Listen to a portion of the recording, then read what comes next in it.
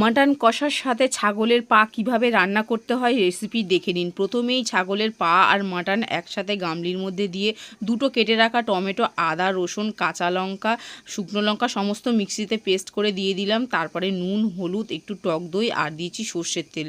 সমস্ত কিছু ভালো মতন ম্যারিনেট করে 1 ঘন্টা রেস্টে রেখে দিতে হবে। এদিকে কড়াইতে সর্ষের তেল দিয়ে গোটা গরম মশলা, তেজপাতা ফোড়নে দিয়ে দুটো পেঁয়াজ কেটে রেখেছিলাম সেটাকেও দিয়ে ভালো মতন লাল লাল করে পেঁয়াজটা ভাজা হয়ে যাওয়ার পর ম্যারিনেট করে রাখা মাটনটা দিয়ে বেশ 1 ঘন্টা মতন কষাতে হবে। কষাতে কষাতে মোটামুটি যখন তেল ছেড়ে দেবে তখন কিন্তু কষানো বন্ধ করে দিতে হবে আর ঢাকনা চাপা দিয়ে কষাতে হবে। এইটা প্রায় 1 ঘন্টা মতন কষিয়ে নিয়েছি। কষানোর পরে মোটামুটি তেল ছেড়ে দিয়েছে। এদিকে আলু ভেজে রেখেছিলাম, আলু ভাজাটা দিয়েও প্রায় মিনিট 5 কষিয়ে নিয়ে তারপরে এখানে প্রেশার কুকারে দিয়ে 2টো সিটি দিয়ে নিলাম। ব্যাস রেডি হয়ে গেছে আমার জুসি মাটন পায়ার সাথে মাটন কষা। লাস্টে নামানোর আগে একটু গরম মশলা ছড়িয়ে দিলাম। উফ, গরম ভাতে রুটিতে জাস্ট ফাটাফাটি লাগে খেতে। এইভাবে বাড়িতে একদিন ট্রাই করে দেখুন, একদম অমৃত।